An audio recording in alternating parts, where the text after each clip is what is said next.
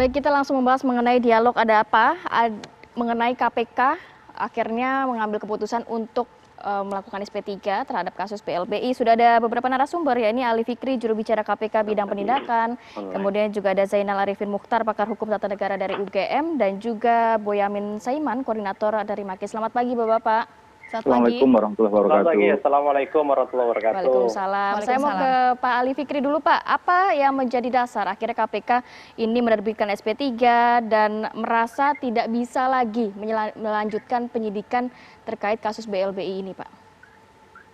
Baik, Mbak.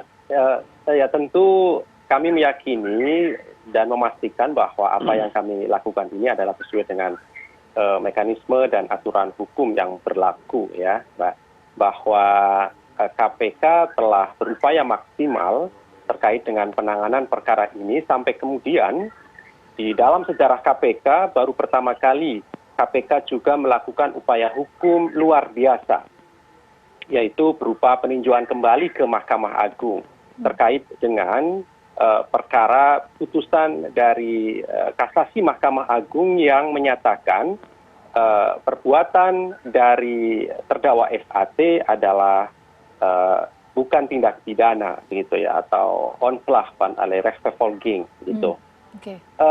Di tingkat pertama dan juga di tingkat banding, sungguhnya perkara ini terbukti secara hukum sehingga terdakwa SAT dihukum pada tingkat pertama 13 tahun dan kemudian di tingkat banding dihukum 15 tahun.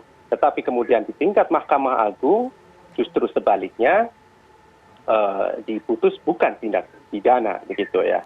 Oleh karena itu tentu sesuai dengan ketentuan Undang-Undang KPK di pasal 11 bahwa penanganan perkara oleh KPK itu harus ada unsur perbuatan dari penyelenggara negara. SAT itu didakwa selaku penyelenggara negara bersama dengan pihak-pihak lain. Dua di antaranya adalah SN dan ISN yang ditetapkan sebagai tersangka oleh KPK ketika perkara ini bergulir pada tingkat kasasi. Jadi belum diputus ya saat itu. Dan dua orang ini merupakan pihak swasta, itu yang Anda ingin sampaikan. Pihak swasta dan kapasitasnya sebagai pelaku peserta, gitu ya. Pelaku peserta, sedangkan kemudian penyelenggara negara sendiri itu sudah diputus bukan tindak pidana, begitu ya, bukan tindak pidana. Oleh karena itu tentu sebagai tersangka pelaku peserta, kalau kemudian penyelenggara negaranya sudah diputus pada putusan akhir, gitu ya, karena putusan Mahkamah Agung ini adalah putusan akhir dan telah mempunyai kekuatan hukum tetap. Tidak ada upaya hukum lain, sekalipun KPK sudah berupaya, saya katakan tadi, melalui peninjauan kembali dan 6 bulan setelahnya ditolak. Ya, akhirnya demi kepastian hukum, tentu kami sesuai dengan ketentuan Undang-Undang KPK di pasal 40 dan di hukum acara pidana, di pasal 109 ayat 2 juga sudah sangat jelas di sana disebutkan bahwa penghentian penyidikan dapat dilakukan jika tidak ada cukup bukti, kemudian yang kedua bukan tindak pidana, dan yang ketiga adalah demi hukum. Opsi yang diambil KPK saat ini adalah karena bukan tindak pidana, sebagaimana putusan dari Mahkamah Agung pada tingkat kasasi tersebut. Oke, baik. Kita tangkap poinnya Bang Ali. Saya mau ke Bang Zainal kalau gitu. Bang Zainal, menurut putusan ini bukan merupakan atau tidak ada unsur pidana dan juga tidak ada unsur penyelenggara negara dalam hal ini, sehingga SP3 ini kemudian dikeluarkan oleh KPK. Tanggapan Anda? Iya, pertama tentu saja itu kalau bicara di akhir ya. Kalau mari kita lihat kembali sebenarnya kalau kasus BDN ini kan dimulainya dari tahun 2004-an ya, misinterpretasi aset ke BPPN, ini ada panjang nih, baru kemudian KPK sendiri mulai menerbitkan SP3-nya itu 2017, padahal kalau kita bicara soal kasus ini sendiri kan ini kasus yang memang nokta hitam dalam sejarah Indonesia ya, karena BLBI itu besarnya sangat besar. Khusus untuk BDN ini yang melibatkan Samsul Nur Salim itu KPK sekitar Maret 2017. Dan kemudian persidangannya itu kan mulai 2018, putusan itu tingkat pertama September 2018, bandingnya itu Januari 2019. Dan di situ semuanya putus bersalah ya. Dan menarik kalau membaca misalnya putusan-putusan hakim di situ dan termasuk keterangan-keterangan. Kalau kita baca jelas tuh kesalahan-kesalahan yang dilakukan oleh BDNI, dilakukan oleh Samsul Nur Salim, dilakukan oleh Sapudin Tumenggung, itu jelas sekali sebenarnya dalam 2 putusan. Nah, yang menarik memang ketika kasasi terjadi. Kasasi itu bulan 13 Mei 2019. 13 Mei, iya. Kasasi ini sendiri harus dilihat, Juli 2019 ya kasasi. Kasasi ini sendiri harus dipelajari dengan baik ya. Yang pertama, secara politis saya dengar betul bagaimana cerita soal di belakang, bagaimana kemudian Sapudin Tumenggung harus dibebaskan. Ya, berbagai aliran cerita-cerita politis di belakang. Bahkan sesaat sebelum putusan Mahkamah Agung sebenarnya putusan itu sudah beredar, sudah diceritakan ke publik. Dalam beberapa orang sudah menceritakan bagaimana putusan diambil. Dan kita tahu kemudian putusannya itu menjadi sangat luar biasa. Kalau kita baca kembali putusan kasasinya ya, satu hakim mengatakan itu kasus korupsi, satu hakim mengatakan itu kasus perdata, dan satu hakim mengatakan kasus administrasi. Nah, Ada ini opinion putusan di sana, yang ya? sangat menarik. Jadi 3 majelis hakimnya ya, yang menyidangkan putusan kasasinya itu mengatakan, satu mengatakan korupsi, satu mengatakan administrasi, satu mengatakan perdata. Lalu akhirnya karena satu perdata dan satu administrasi dianggap bukan korupsi. Ya.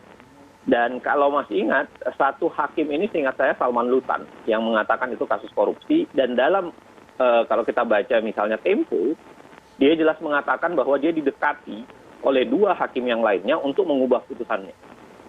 Jadi saya ingin mengatakan bahwa putusan yang didasarkan oleh KPK sendiri, yaitu putusan kasasi itu sendiri, baunya sangat anyir, ya, baunya buruk tuh sebenarnya kalau kita baca berbagai keterangan Tempo dan berbagai keterangan yang kita dapatkan.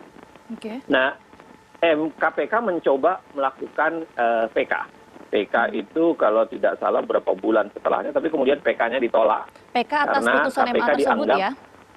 Gimana? PK atas putusan MA itu ya? PK atas kasasi MA dan putusan KPK itu dianggap cacat formil. Ya, jadi tidak masuk ke material ya, cacat formil karena dianggap bukan diajukan oleh terdakwa atau keluarganya. Nah, jadi kalau kita bilang begini, satu, kalau KPK mengeluarkan itu ya itulah berdasarkan undang-undang KPK yang kita semua tahu bahwa dari awal saya termasuk orang yang menolak undang-undang KPK itu. Karena undang-undang KPK sendiri baunya sangat anyir, ya, juga berbau anyir ketika dibuat dan kemudian membuat ada yang namanya SP3.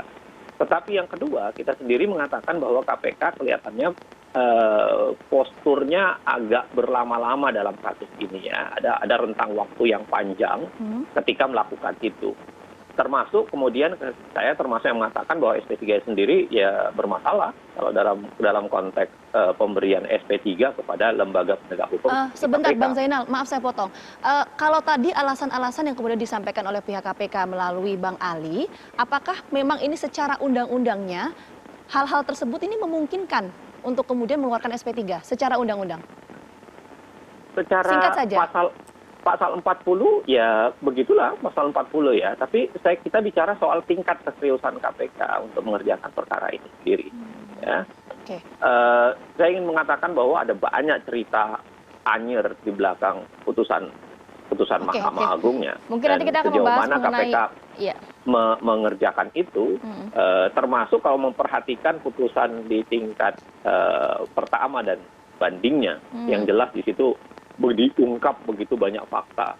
Ya, tapi ya putusan MA-nya menjadi lain. Dan kalau kita ingat putusan MA-nya keluar itu, baunya pun tidak menyenangkan ya dari proses itu. Saya mengatakan begini, posturnya KPK mengeluarkan karena bunyi undang-undangnya demikian, tetapi tingkat keseriusan KPK sendiri masih menjadi pertanyaan. Yang kedua, kita KPK pun harus menjelaskan ya ke Pak secara Ali. detail. Dan yang paling penting adalah bagaimana membangun ini nih, kepercayaan publik yang makin menurun terhadap KPK dan pemberantasan korupsi, pada saat yang sama membangun penegakan hukum yang menjerahkan. Baik, Mas Zainal, apakah memang sebenarnya masih ada celah begitu ya untuk KPK terus melakukan penyidikan, karena dari satu sisi ya ini Maki kabarnya melakukan gugatan ke pra-peradilan. Apakah bisa diuji juga di sidang pra-peradilan? Kita akan bahas lagi, nanti mendengarkan komentar dari Mas Boyamin usai jeda berikut ini. Tetap bersama kami di Apa Kabar Indonesia Pagi.